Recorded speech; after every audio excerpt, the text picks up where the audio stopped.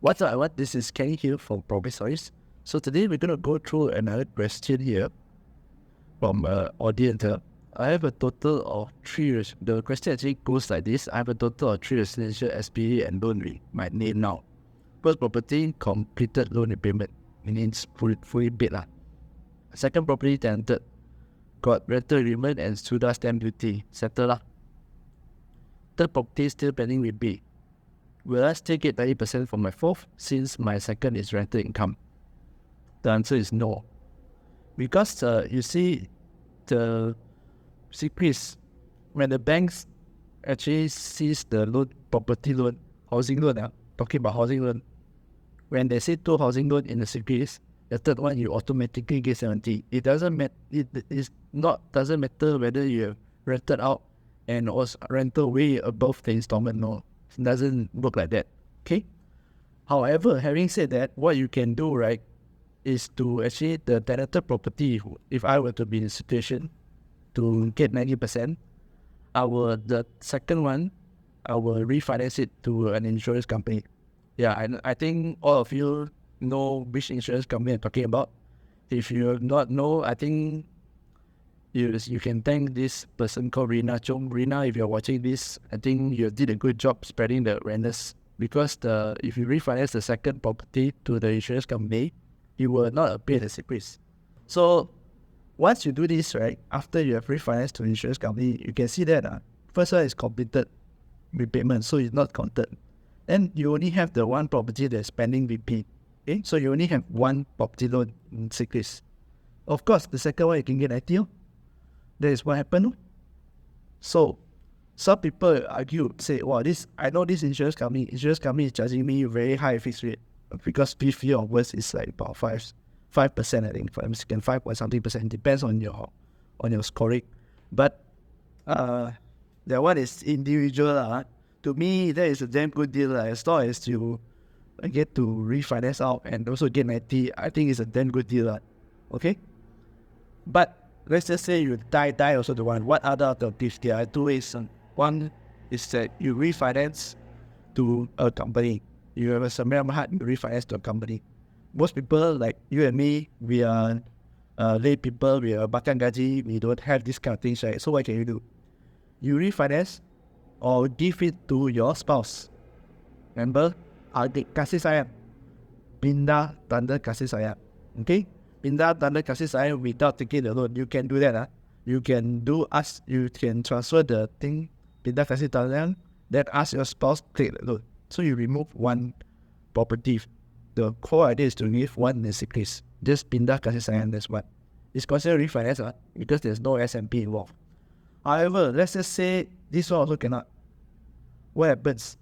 Even pindah kasih sayang also cannot. Refinance also cannot. Refinance, if no cash out, if you don't cash out, in this case you just want to reduce the housing loan to 1, right? If you don't cash out, right, I don't see a reason why it doesn't pass out. Because when no cash out, there's no 10-year stress test for DSR. Okay?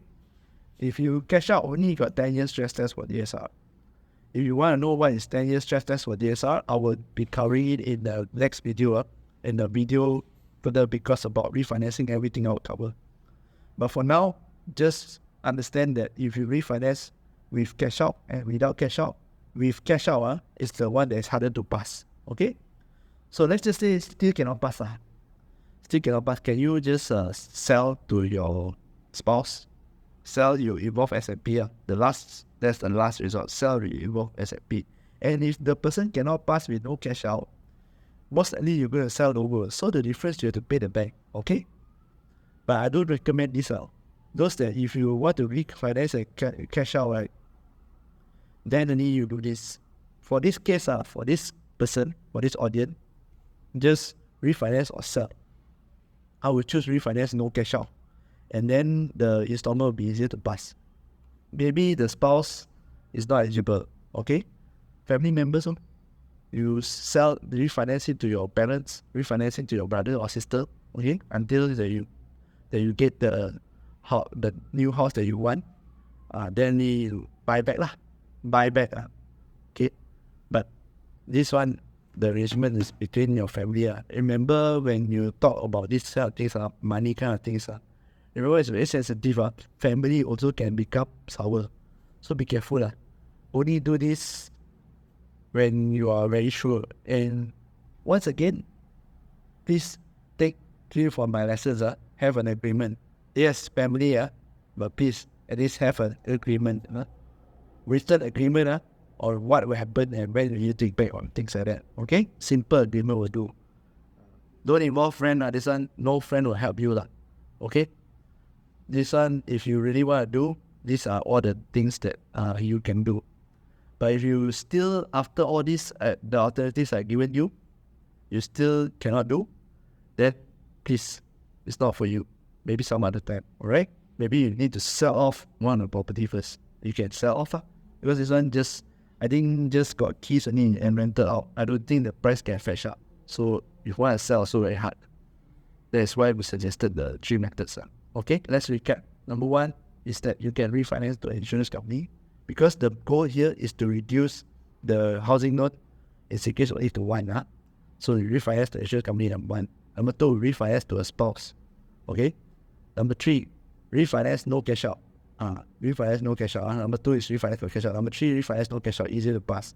Number 4, if really cannot sell will involve S&P and more costs, legal costs. Okay.